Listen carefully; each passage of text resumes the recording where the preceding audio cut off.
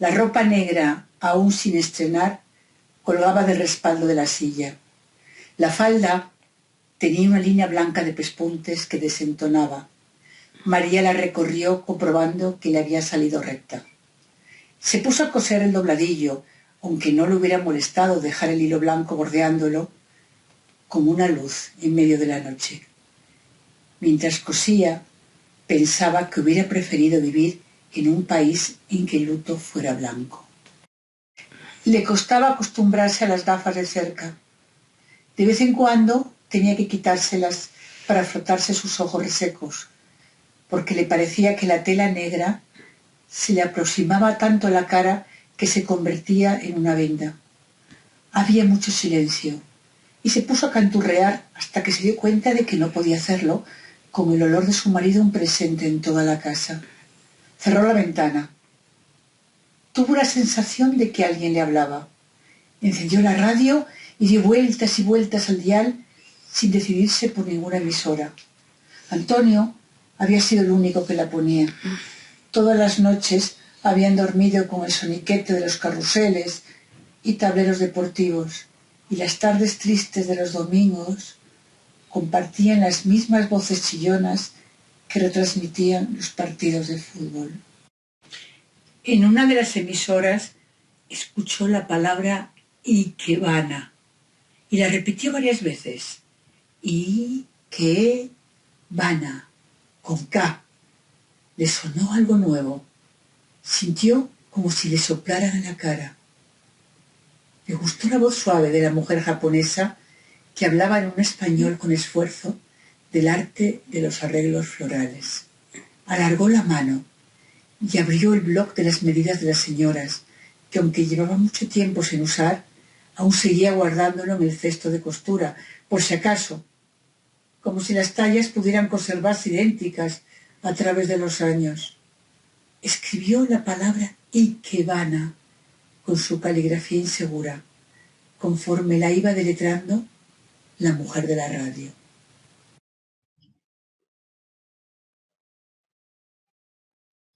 Como el sonido lo había puesto bajo, tuvo que acercarse para poder escucharla. Tal vez Antonio la estuviera observando desde algún sitio y seguro que se burlaría de ella. Hablaban de flores. A ella, como a todas las mujeres, le gustaban las flores, pero nunca se había atrevido a comprarlas. Le hubiera agradado que él, como hacían otros, le hubiera traído un ramo por San Valentín o por su cumpleaños. Se puso a escuchar con atención, dejó de coser. Quiso imaginarse que la mujer de Japón, que lejos debía de estar ese país, le hablaba a ella sola. La voz de la radio decía que las mujeres hacían los mejores arreglos florales, porque en general están más dotadas para las cosas delicadas. María sonrió como si la tuviera enfrente, agradecida. Ella nunca había puesto flores en un jarrón. En ningún momento de su vida había estado quieta, sin hacer nada, escuchando la radio como ahora. Se sintió incómoda así, mano sobre mano. Ya tenía la casa limpia y recogida, y apenas preparaba comida. Total, para ella sola, tendría que terminar de una vez los jerseys de los nietos. Ni en Navidad los tendría terminados, entre unas cosas y otras. Pero esto de las flores le parecía que le iba a gustar, aunque no le sirviera para nada. ¿Qué hubiera dicho Antonio de verla perder el tiempo? Es para serenar la mente y llenarla de alegría, decía la japonesa, como si le respondiera. Alegría, respondió ella en voz baja. Apuntó en el bloc de notas las flores que tenía que tener y cómo tendría que ir mezclándolas, por el color y el tamaño. Pensó en comprar un cuaderno bonito.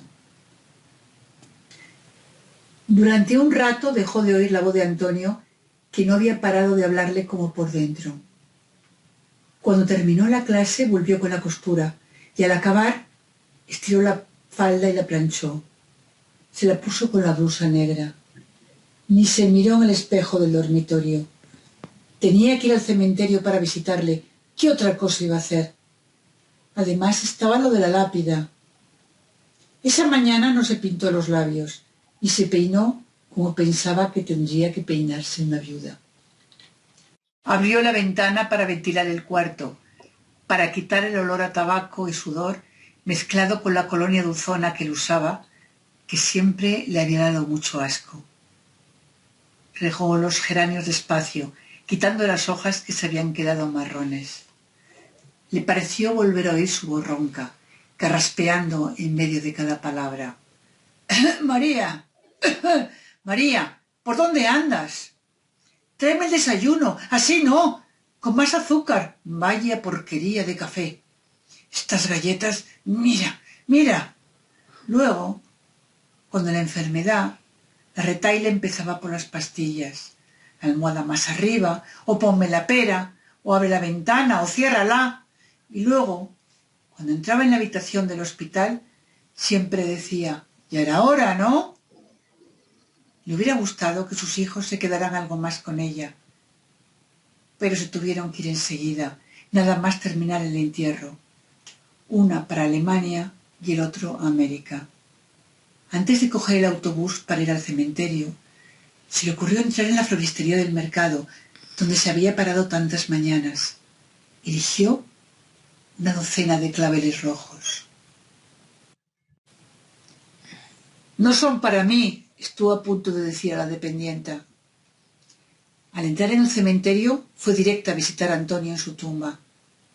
Le habían dado un plano y le costó encontrarla. Mientras andaba, oía sus pasos muy fuertes y se puso a andar de puntillas. No le gustaba andar entre muertos. Apenas había nadie. Cuando llegó donde él estaba, solo había tierra, y le puso rápidamente las flores para que no se enfadara. Intentó colocarlas de forma bonita.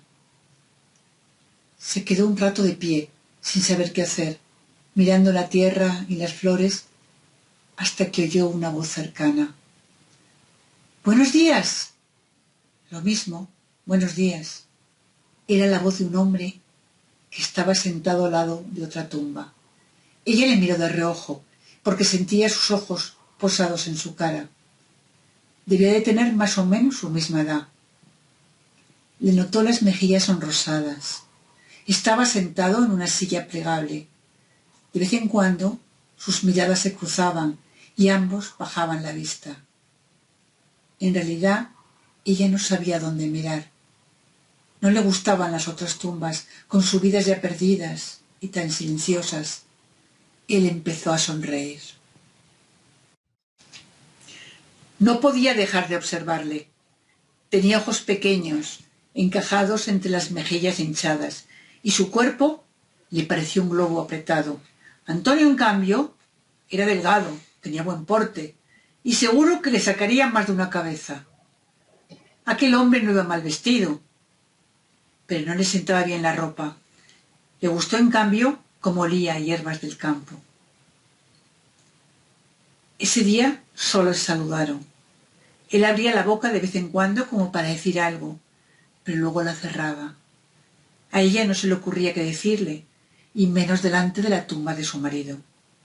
Al marcharse, él continuaba quieto, sentado, y volvió a fijar sus ojos en el suelo. Ella le dijo adiós bajito, cuando ya no supo qué más hacer, y se fue a elegir una lápida un poco cara, de puro mármol, blanco, con vetas rosas, como a él le hubiera gustado, lo mejor de lo mejor.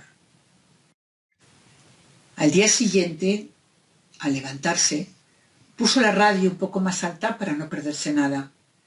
Escuchó atenta, sin hacer otras cosas, la segunda lección de Ikebana.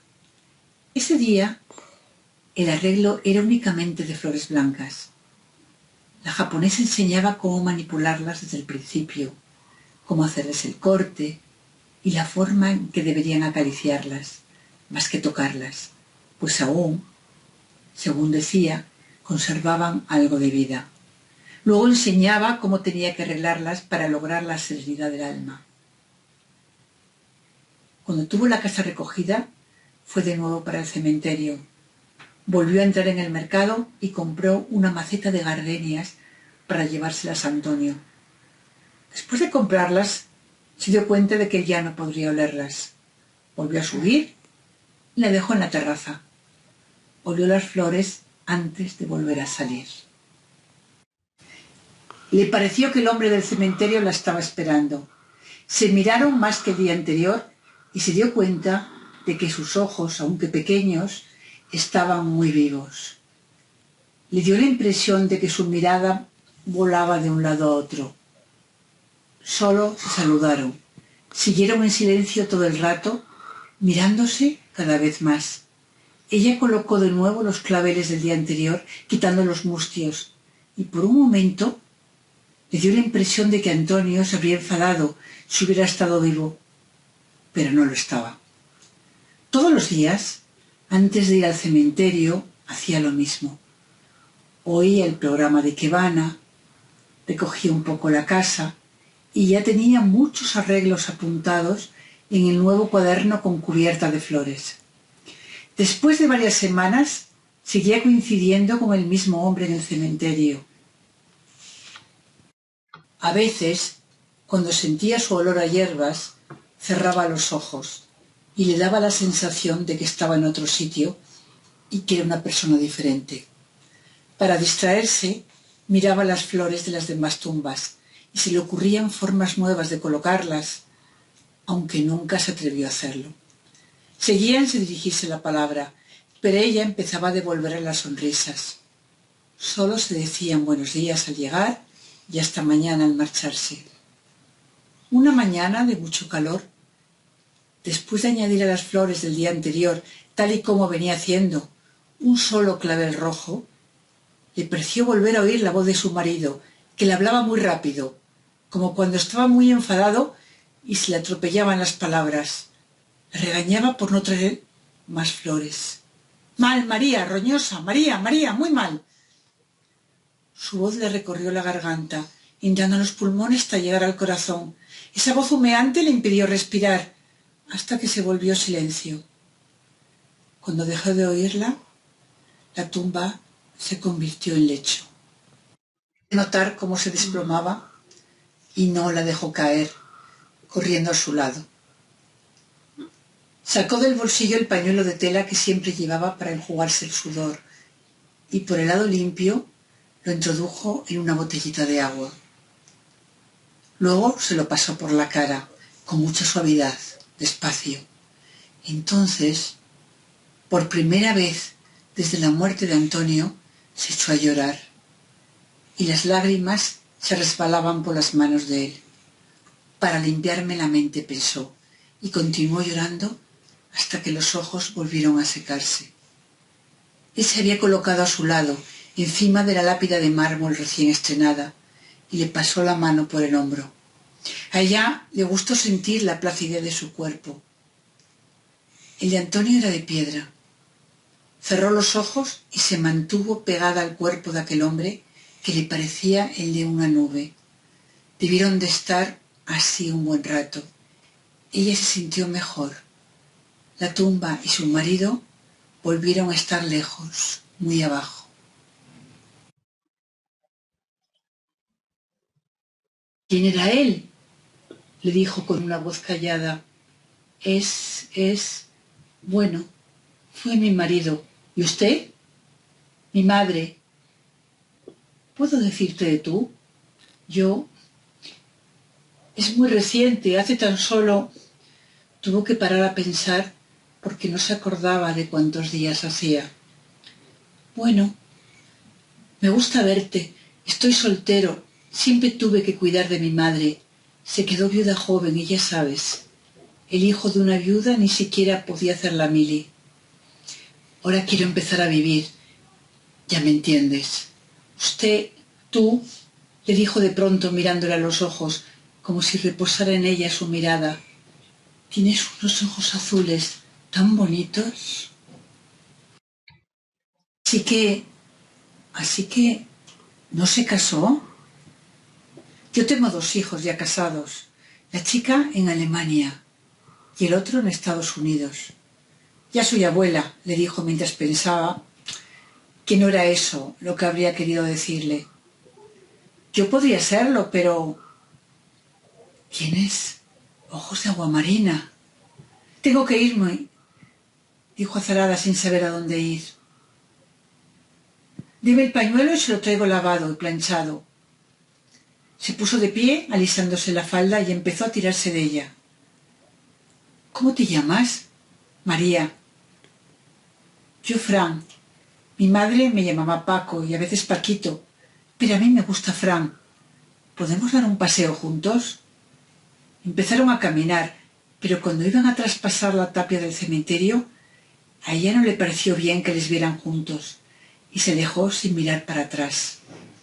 Al día siguiente de haberse hablado, ella se pintó los labios y se fue canturreando por el camino lleno de flores. «Hoy estás», le dijo al verla. Desde aquel día empezaron a contarse cosas poco a poco. Ella apenas le hablaba de Antonio, pero sí le contaba de su pueblo, del huerto y de las margaritas que salían, como si fueran un milagro, sin que nadie las hubiera plantado. A ella le gustaba hacer ramilletes. Pero a veces, de repente, en medio de alguna conversación, se levantaba de la tumba de su marido, como si tuviera algo que la quemara. Al salir, ella se marchaba como si tuviera muchas cosas que hacer, pero aún no sabía en qué emplear el tiempo, ahora que nadie, por primera vez en su vida, le pedía nada. Por las tardes, mientras tenía encendida la televisión, tricotaba jerseys para sus nietos, pero como apenas les veía, nunca sabía si les iban a servir. Mientras tricotaba, pensaba en cómo sería Japón y en las flores de loto que había visto en las fotografías. Seguía oyendo a la japonesa todas las mañanas. Se había atrevido a hacer los arreglos de flores más sencillos. Mientras los hacía, le daba la impresión de que sus manos se movían solas y no oía la voz de Antonio. Su cabeza iba y venía por inmensos campos de colores. Fue colocando los arreglos en la mesa grande del salón. Cuando se marchitaban las flores, no los tiraba. Aprendió a conservarlos. Poco a poco desapareció el olor caliente y dulzón de Antonio. Su casa empezaba a oler a aire. Avanzaba el verano y un día de mucha luz se vistió de alivio. Se puso los pendientes y el collar de aguamarinas. «¿Vienes? ¿Vienes?», le dijo el hombre del cementerio al verla llegar. Ella siguió adelante, no parándose en la tumba. Se fue a pasear fuera de las tapias. Cuando ya no le cabían más arreglos en la mesa grande, de pronto dejó de oír la voz de su marido. Una mañana se despertó con el olor a colonia de Fran prendido en el aire y pensó no volver a visitar la tumba de su marido. Además, ya no lo era. No estaba vivo. Por última vez se dirigió al cementerio para esperar a Fran. Se quedó fuera. Cuando le vio a lo lejos, se dio cuenta de que en realidad no era como un globo apretado, sino como una flor de varios pétalos. «Me voy a Japón. ¿Vienes?», le dijo ella.